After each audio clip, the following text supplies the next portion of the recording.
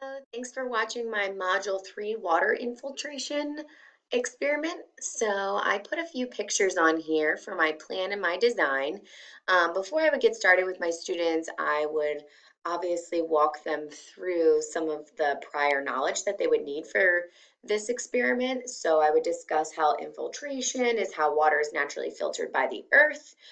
We would discuss the different layers of the humus layer, the topsoil, subsoil, fragmented rock, and bedrock. And then we would discuss ways with the materials that we were given that we could mimic what those layers look like. For example, the cloth could mimic the humus layer, that kind of twisted, twiny layer.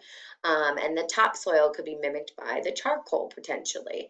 But I would obviously let the students come up with those ideas and see kind of where they are with their learning, and then I would let them experiment and try. But the nice thing with this experiment is that each cup is individual, so you could restack in a different order, and I would let the students know that. So for my create, you can see here my water infiltration system. I had the coffee filter at the top, and how I did it was initially I had the cloth, the charcoal, the sand, um, the alum, and then the gravel stone at the bottom.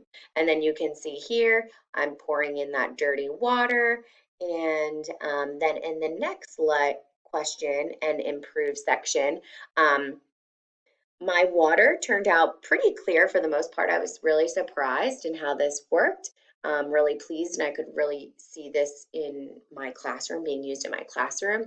But I used one coffee filter up at the top, and my water was still a little bit yellow, so I wanted to improve and kind of redesign a little bit. So I put an additional coffee filter in the center, and I did get a lot clearer water the second time I ran the experiment.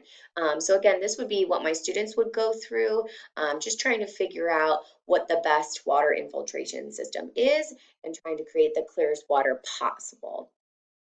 So looking at this inquiry continuum, I kind of broke it down. So number one, I selected the last two. Learners still select questions, but they're also posing new questions during their learning.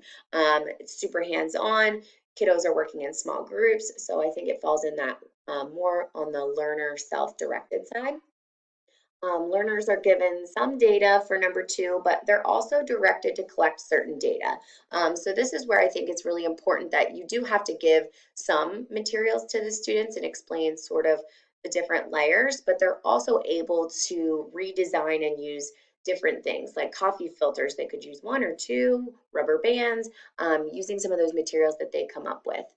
Number three, I said that the learners formulate explanations after summarizing evidence. So I thought that was super learner self-directed. Number four, you can see there learners are directed towards areas and sources of scientific knowledge. So I felt like it fell there. I don't think it was super independent the whole way to the self-learner, but there was some guidance from the teacher. But for the most part, the students were learning independently or in those small group settings.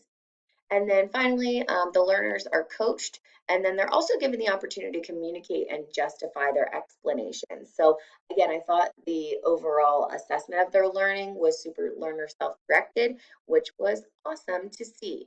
So this is something that I could totally see doing in my classroom, especially engaging some of those students with learning disabilities that I work with. Thanks so much.